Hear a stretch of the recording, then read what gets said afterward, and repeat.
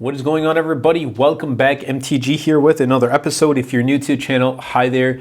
This is the Samsung Galaxy A54 and this is my end of year review 2023 for this device. Now, I've been using this since launch for almost a year now, and there are some things that I want to share with you guys, and that's going to start off with this design. Very reminiscent of the S23 lineup. Feels very, actually premium. It doesn't have like metal frames around the side, but it still feels very good to hold in the hand. It has separate camera cutouts like the S23, so it gives this more premium feel to it. So overall, it just feels good in the hand. Looking at this display is also pretty nice to use on a day-to-day basis, watching content or playing games. A 120 hertz display, full HD, doesn't go up to quad HD. That's completely fine. I can't really tell with my flagship devices with quad HD screens. Anyway, that's okay though.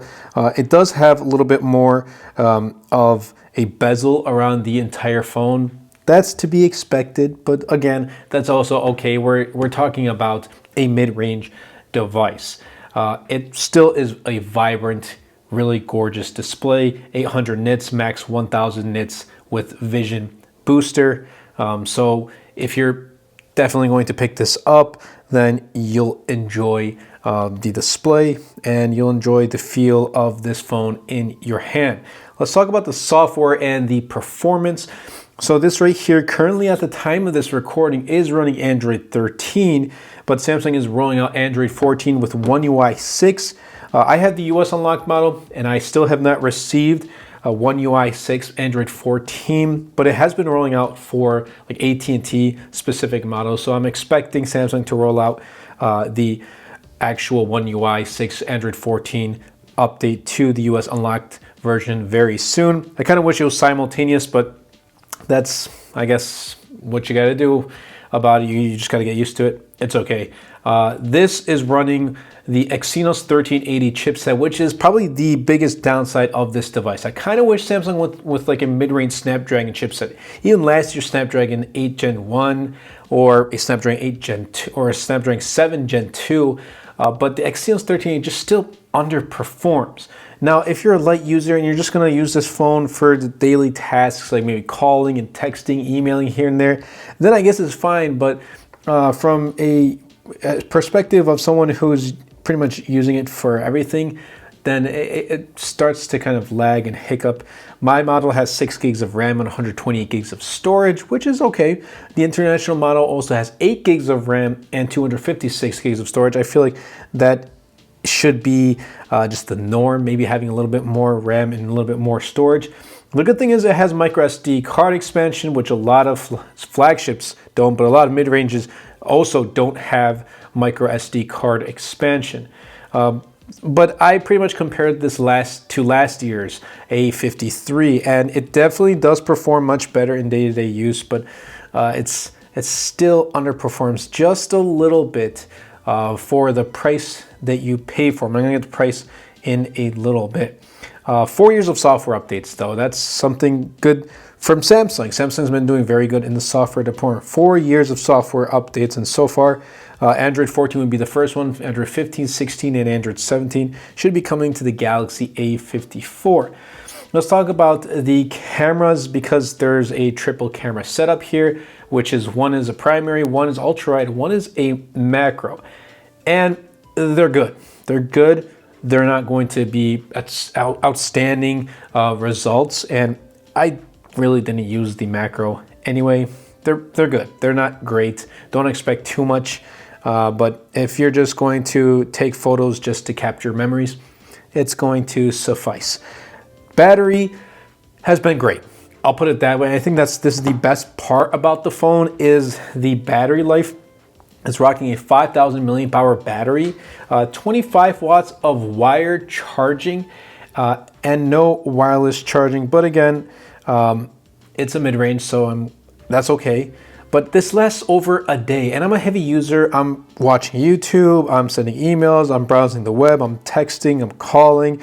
Maybe as of right now, you can see right here, I don't have service because my SIM card is not in this phone as of right now, as I'm still testing other phones, and I test phones periodically throughout, or more frequently throughout the year. So it's always in and out of devices. But this definitely has lasted me over a day, 7 hours easy of screen on time. And it's lasted longer than some flagships that I've tested during the year, which is pretty crazy. OnePlus Open, for example, lasts longer than the OnePlus Open. A foldable that's $1,700. It's lasted longer than the Pixel 8 Pro. It's lasted longer than the OnePlus 11. It performs really good in the battery department. Not the fastest charging, that's fine. So if you're looking for a battery champ, Galaxy A54 is going to be that device. Price I want to talk about because it's priced at $450, and it has some very decent competitors. It has like the Pixel 7a. I don't really count the iPhone SE because yeah, it's Apple's $430 priced iPhone, but that, first of all, that came out in 2022, and I don't know, I just don't really see it as a 2023 competitor. But I think this is a decent price in my opinion, and I have seen this on sale for cheaper as well. I'll be leaving links in the description down below. But that's going to bring me to my final thoughts about this and what I think about this at the end of 2023. It's a huge step up from its predecessor, the A53, and it shares a lot of great things from the S23 lineup, but Galaxy S24 series is coming out very soon, and Galaxy A55 is also coming out very soon.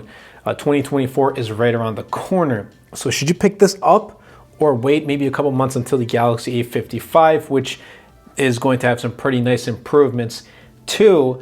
I would say just hold on just a little bit and wait for the Galaxy A55, because it looks like it's going to have some pretty decent improvements. But if you don't want to wait, or you don't really care about the improvements, this will suffice many consumers' needs and wants. It will get the job done. If you're on the market looking for a mid-range, then the Galaxy A54 is a great phone that I can recommend. But if you want to wait for the Galaxy A55, which is going to come out in a couple months in early 2024, then I would say wait.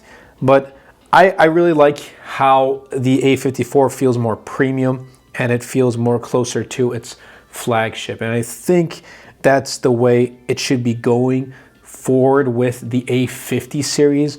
Maybe make a premium high-end. I don't know. They used to have a Galaxy A80, which had a camera that would use its rear camera, and when switch to the front, it would flip to the front and it become your front-facing camera. That was a cool concept, but they never continued the 80 series. And I think at one point they just stopped making the A70 series too. So A50 is like their next after their S20 series. But nonetheless, it's a great phone. Recommend it, but I also don't at the same time because of its successor coming soon. But yeah, that's really been it for this review, end of year review 2023. If you did enjoy, definitely be sure to smash the like button, comment down below, and best of all, share this video because it really does help out the channel a lot. It will help push my content out to more people. And definitely be sure to check out the link in the description down below for my wallpaper pack. This one is called Nebula. It's one of my all-time favorites, and I'm frequently making wallpaper packs, so if you want to check them out, links will be in the description down below. And I'll catch you guys in the next episode.